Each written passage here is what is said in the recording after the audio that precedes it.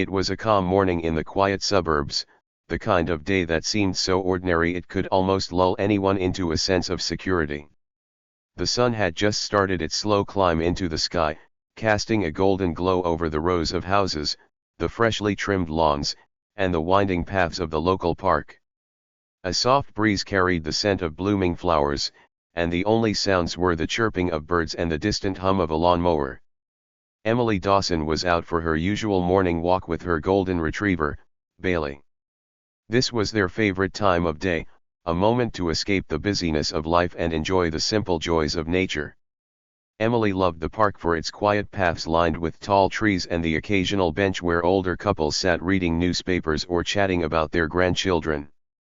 Bailey loved it too, wagging his tail as he trotted happily beside her, occasionally stopping to sniff the bushes or chase after a drifting leaf.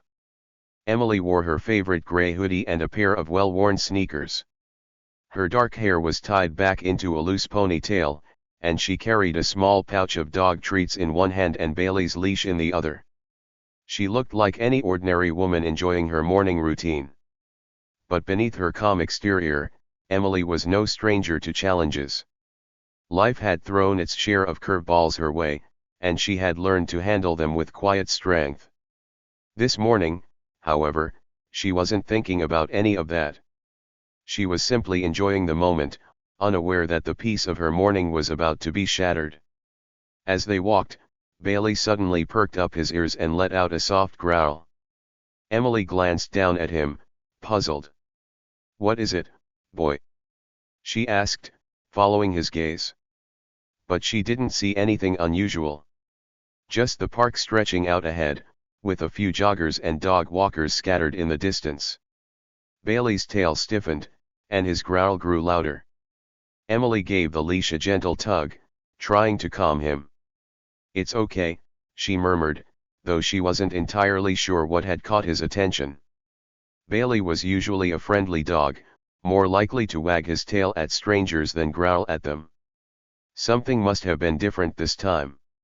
And then she heard the distant rumble of engines. At first, it was faint, blending into the background noise of the neighborhood. But it grew louder with each passing second, a low, guttural roar that didn't belong in the serene park. Emily's brow furrowed as she turned her head toward the sound. From the far end of the street, a group of bikers appeared, their motorcycles gleaming under the morning sun.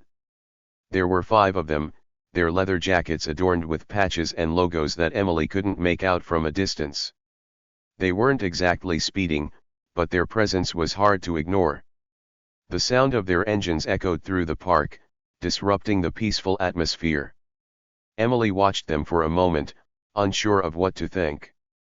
It wasn't unusual to see bikers passing through the area, especially on weekends when motorcycle enthusiasts often went on long rides. But something about this group felt different. Their laughter was loud and sharp, carrying an edge that made the hair on the back of her neck stand up. They weren't just passing through. They were heading toward the park, and their casual, swaggering demeanor suggested they weren't in any hurry to leave. Bailey let out another growl, this time louder, his body tense as if ready to pounce. Emily knelt beside him, stroking his fur in an attempt to calm him down. "It's okay, Bailey. They're just riding by," she said softly, though she couldn't shake the uneasy feeling that crept over her. The bikers slowed down as they entered the park, their engines rumbling softly now but still commanding attention. People turned to look, joggers paused mid-step, a woman pushing a stroller glanced over her shoulder nervously, and an elderly couple on a bench exchanged worried glances. The bikers didn't seem to care. If anything, they seemed to enjoy the attention, their laughter growing louder as they scanned the park like they owned the place. Emily tried to focus on Bailey, tugging gently on his leash to steer him toward a quieter path. She wasn't the type to invite trouble, and she certainly didn't want to get caught up in whatever the bikers were doing. But as she turned to leave, she felt their eyes on her. It was a strange, prickling sensation, like being watched by a predator. She glanced over her shoulder and saw one of the bikers, a burly man with a thick beard and a scar running across his cheek, staring straight at her. Her first instinct was to look away and keep walking. She didn't want to give them any reason to approach her. But her hesitation seemed to have the opposite effect. The scarred man nudged the biker next to him, and they both smirked, their eyes locked on her. "Hey, lady," the scarred man called out, his voice carrying easily over the noise of their engines. "Nice dog you got there." Emily didn't respond. She kept walking, her grip on Bailey's leash tightening. But the bikers weren't about to let her go that easily. They revved their engines, their motorcycles inching closer to her. The sound made Bailey bark, a deep, protective bark that echoed through the park. "Ah, don't be like that," another biker chimed in, his tone mocking. "We're just being friendly." Emily's heart began to race. She wasn't scared, at least, she told herself she wasn't, but she knew better than to engage. She kept her pace steady, her eyes fixed on the path ahead. But the bikers didn't seem to take the hint. They followed her, their laughter growing louder, their engines rumbling like an ominous soundtrack. To them, she was just another woman walking her dog. Harmless. Vulnerable. An easy target for their amusement. But they had no idea who she really was, or more importantly, who was watching from nearby. Emily's heart thudded louder with every step she took.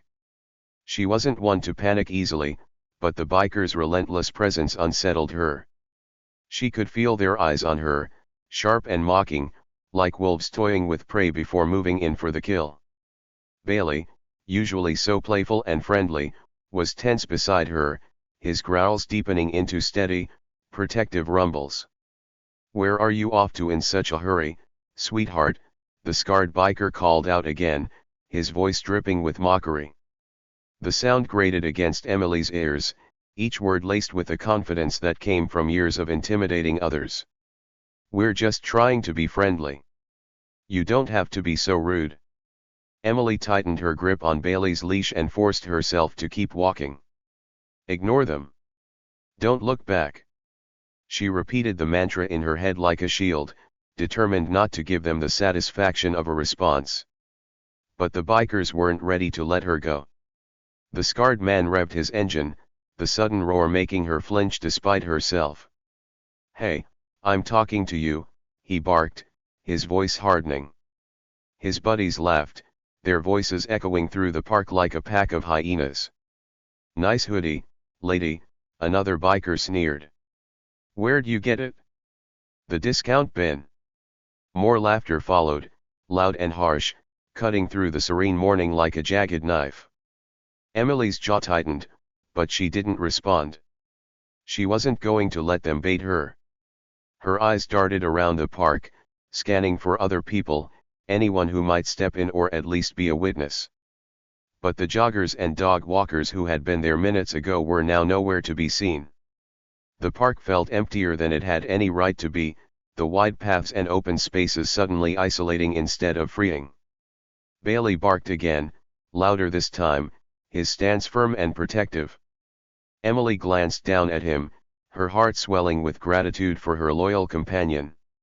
"It's okay, Bailey," she whispered, though the words felt hollow even to her. She wasn't sure it was okay. The bikers began to circle her now, their motorcycles moving in slow, deliberate arcs. The scarred man led the way, his smirk widening with each pass. "What's wrong, lady? Don't like making new friends?" he jeered, his tone laced with menace. One of the other bikers, a lanky man with a crooked nose, laughed and pointed at Bailey. "Look at this little guard dog. You think he's gonna protect you? He's barely big enough to scare a squirrel." Emily's grip on the leash tightened. Her stomach churned with a mix of fear and anger, but she refused to let either show. "Stay calm. Don't give them a reason to escalate." But the bikers seemed intent on escalating anyway. The scarred man brought his motorcycle to a halt directly in front of her, blocking her path. The other bikers stopped as well, forming a loose semicircle around her. Their engines idled, the low rumble filling the air with a tense, vibrating energy. Bailey barked furiously, lunging slightly against the leash. Emily held him back, her mind racing. She was outnumbered, and these men clearly weren't here to chat. She had to think of a way to get out of this without provoking them further. "Relax," the scarred man said, holding up his hands in a mock display of innocence. "We're just curious. A pretty lady like you, all alone in the park? It's dangerous, you know. You should be more careful." Emily's eyes narrowed. Dangerous. The irony of the statement wasn't lost on her. It was them who were making it dangerous. But she kept her mouth shut, knowing that any response could fan the flames. The lanky biker stepped closer, dismounting his motorcycle with a swagger that made Emily's skin crawl. "Kman, don't be shy," he said, his grin revealing a row of crooked teeth. "We're just having a little fun. No harm in that, right?" Bailey lunged again, snarling this time. The lanky biker froze mid-step, startled by the sudden ferocity of the dog's reaction. "Whoa, easy there, Cujo," he muttered, taking a cautious step back. The other bikers laughed, but their laughter was tinged with unease. Bailey might not have been the biggest dog, but his protective instincts were unmistakable. Emily took a deep breath, her mind racing for a way out. She could feel her pulse pounding in her ears, the weight of the situation pressing down on her like a physical force. But just as she was about to speak, perhaps to reason with them, or perhaps to shout for help, a voice rang out from behind her. "Hey!" The single word cut through the tension like a blade, sharp and commanding. The bikers turned as one, their expressions shifting from smug amusement to wary confusion. Emily turned too, her heart skipping a beat at the sight of the man approaching from the edge of the park. Mike. Her husband's tall, broad frame was unmistakable, even from a distance. He walked with an easy confidence, his hands tucked casually into the pockets of his leather jacket. But there was nothing casual about the look in his eyes. His gaze was locked on the bikers, cold and unflinching, like a predator sizing up his prey. Emily felt a wave of relief wash over her, followed by a flicker of something else, anticipation. The bikers had no idea what they were in for. Mike stopped a few paces away, his stance relaxed but his presence commanding. "Is there a problem here?" he asked, his tone calm but carrying an unmistakable edge. The scarred man scoffed, his bravado returning as he sized up the newcomer. "Who's asking?" he said, his tone dripping with disdain. Mike's lips curled into a faint smile, though his eyes remained hard. "Her husband." The moment the bikers spotted Emily, the tone of their banter shifted. Their loud, raucous laughter dropped into a more calculated kind of noise, one meant to unsettle. The lead biker, a burly man with a deep scar cutting diagonally across his weathered face, raised a gloved hand and pointed her out. His dark eyes gleamed with mischief, but there was something more sinister behind them. Revving his engine, he leaned forward on his bike, his grin wide and menacing. "Well, look what we have here, boys," he said, his voice booming over the roar of their motorcycles.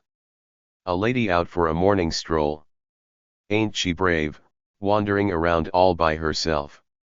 The others laughed in agreement, their engines roaring in sync as they began to circle closer. The group of five moved as a pack, their movements coordinated like predators working together to corner their prey. "Hey, sweetheart," another biker hollered, his voice sharp and mocking. He was younger than the scarred man but had the same hard, callous look in his eyes.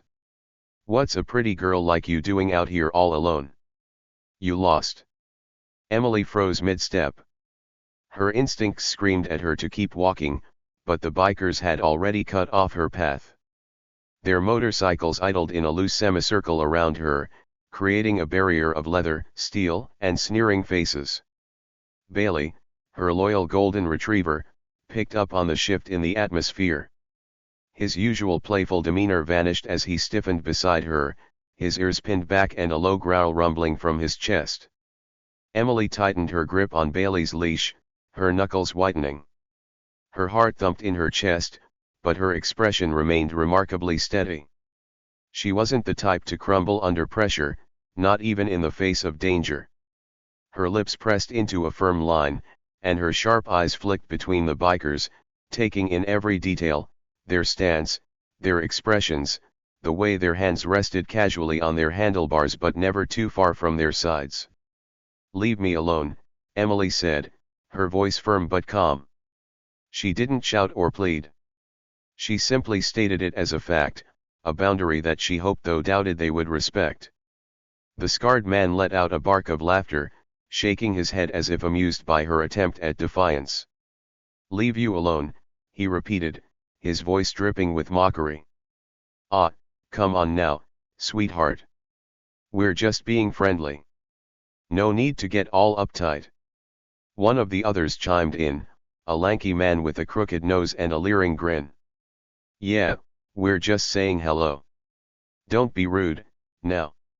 The bikers laughed again, their voices echoing through the otherwise quiet park. They seemed to feed off each other's energy, growing bolder with every passing moment. The scarred man rolled his bike forward until he was only a few feet away from Emily, his engine rumbling softly. He tilted his head, studying her like a cat might study a mouse. "You got a name, lady?" he asked, his tone smooth but unnervingly sharp. "Or should we just call you pretty girl?" Emily didn't answer. Her jaw tightened, and she shifted slightly, positioning herself between the bikers and Bailey. The golden retriever was still growling, his body tense and ready to defend her if needed. She knew Bailey would fight for her without hesitation, but she also knew he was no match for 5 men on motorcycles. "Not much of a talker, huh?" the scarred man said, his grin widening. He glanced back at his crew, who were all watching with varying degrees of amusement. "What do you think, boys? Should we stick around and get to know her better?" The lanky man laughed, slapping his handlebars. "I think she's playing hard to get. But don't worry, sweetheart, we're patient." Emily's eyes darted around the park, searching for an escape route or anyone who might intervene. But the park felt eerily empty now, as if the bikers had scared off anyone else who might have been around. The usual joggers and dog walkers had vanished, leaving her alone with the sound of revving engines and mocking laughter.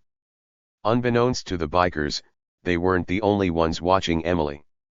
From the edge of the park, partially obscured by a row of trees, a figure stood silently. He was tall and broad-shouldered, his stance relaxed but his gaze laser-focused on the unfolding scene. His hands rested casually in the pockets of his leather jacket, but his posture betrayed a readiness, a coiled energy that simmered just beneath the surface. This man wasn't an ordinary bystander. He wasn't a curious passerby or a concerned stranger debating whether to step in. He was Mike Dawson, Emily's husband. And while the bikers couldn't possibly know it, they had just made the biggest mistake of their lives. Mike's reputation preceded him in certain circles. A former UFC champion, he was known for his explosive strength, unrelenting precision, and an ability to end a fight before his opponent even knew it had started. Over the years, he had faced countless opponents in the octagon, men bigger, stronger, and meaner than any of the bikers now circling his wife. He had never backed down from a challenge, and he wasn't about to start now. From his vantage point, Mike watched the scene unfold with an icy calm. He saw the way the bikers surrounded Emily, their movements predatory and overconfident. He saw the tension in her shoulders, the protective way she shielded Bailey despite the obvious odds stacked against her. And most importantly, he saw the scarred man's smug grin, the kind of grin that begged to be wiped off someone's face. Mike took a step forward, his boots crunching softly against the gravel path. His pace was unhurried, almost casual, but his eyes were locked on the bikers with a predator's intensity. He didn't need to shout or draw attention to himself. His presence alone would do the talking.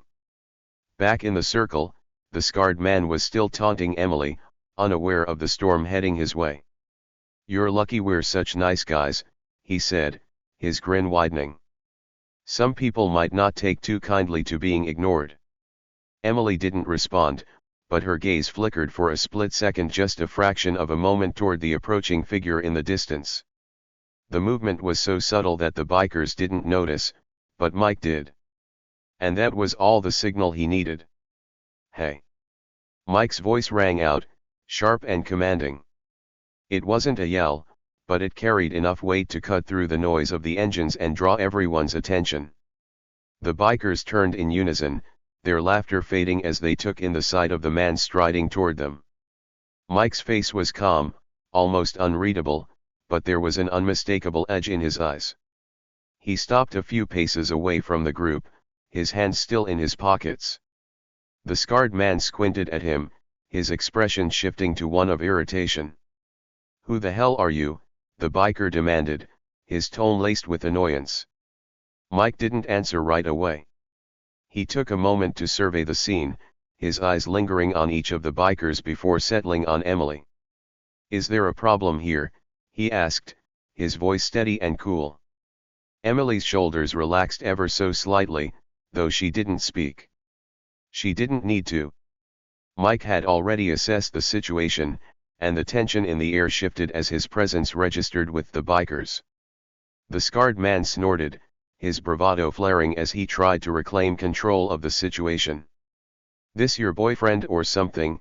he sneered, gesturing toward Mike. "What, you called for backup?" Mike's lips twitched into a faint smile, but it didn't reach his eyes. "Husband," he corrected, his tone even. "And I'd suggest you rethink whatever it is you're doing here."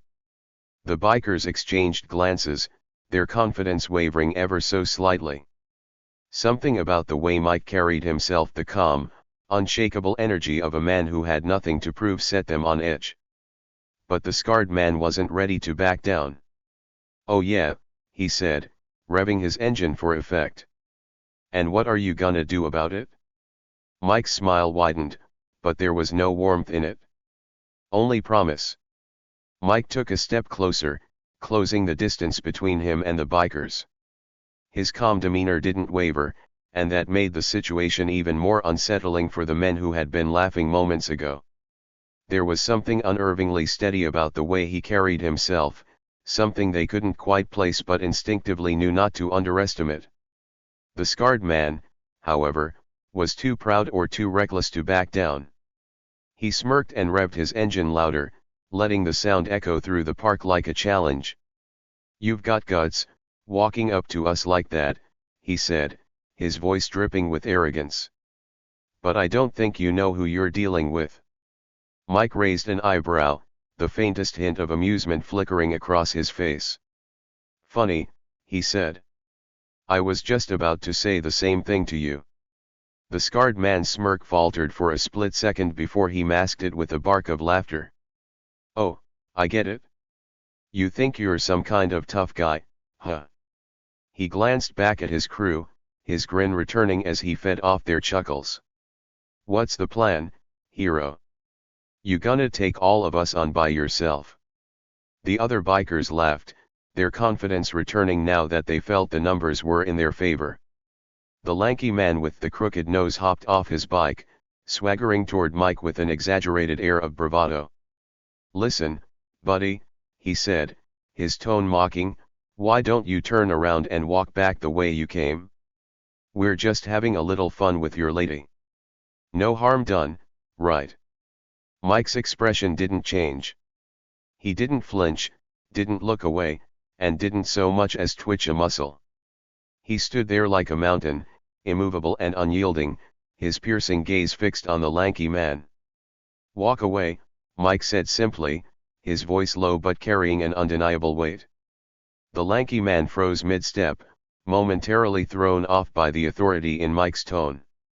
For a brief moment, the tension in the air thickened, the weight of Mike's words sinking into the group like a stone dropped into still water. But then the scarred man let out a derisive snort, breaking the spell. "Walk away," he repeated, his tone mocking. Oh, that's rich. You think you can scare us with a tough guy act? Let me tell you something, pal.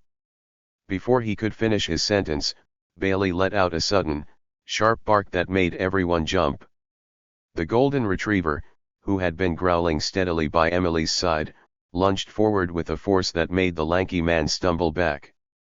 Though Emily held the leash tightly, Bailey's message was clear: he wasn't afraid to defend his owner. The lanky man scowled, his confidence shaken.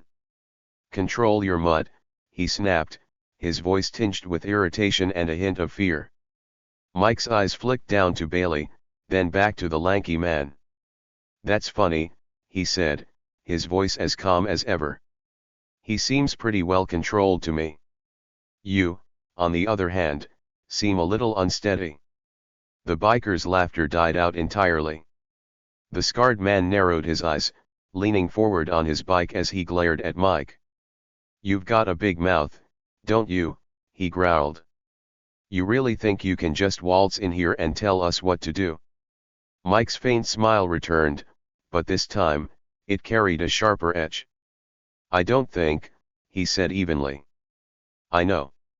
The scarred man's face darkened, his jaw clenching as his pride flared. He was used to being the one who intimidated others, not the other way around.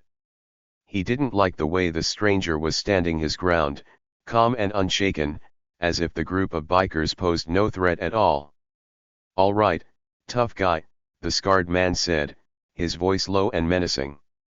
"If you want to play the hero so badly, let's see how brave you really are."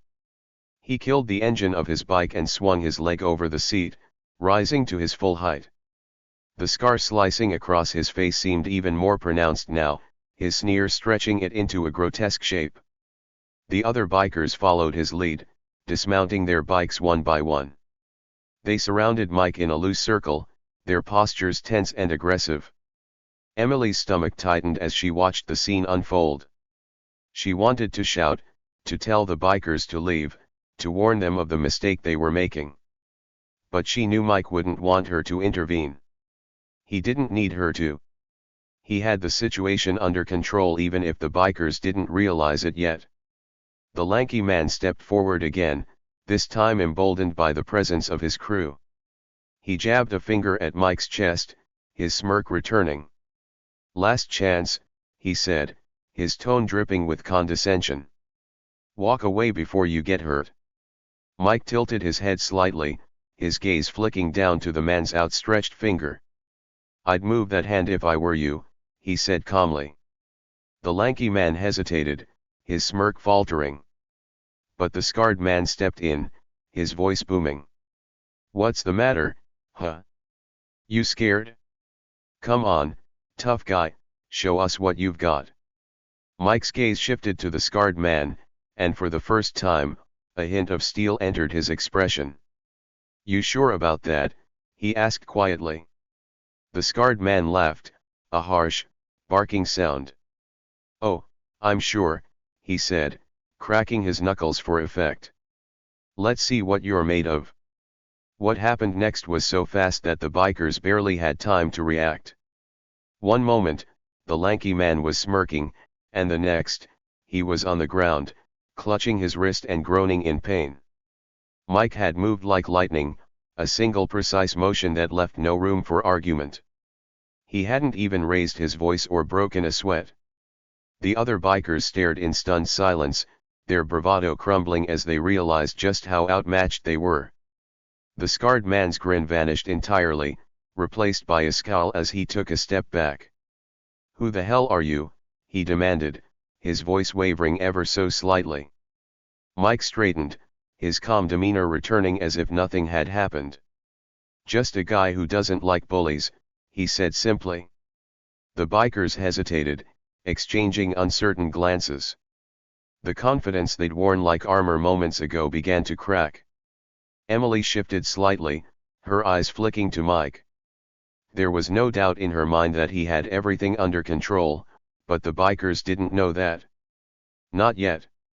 The scarred biker, unwilling to lose face in front of his crew, stepped forward.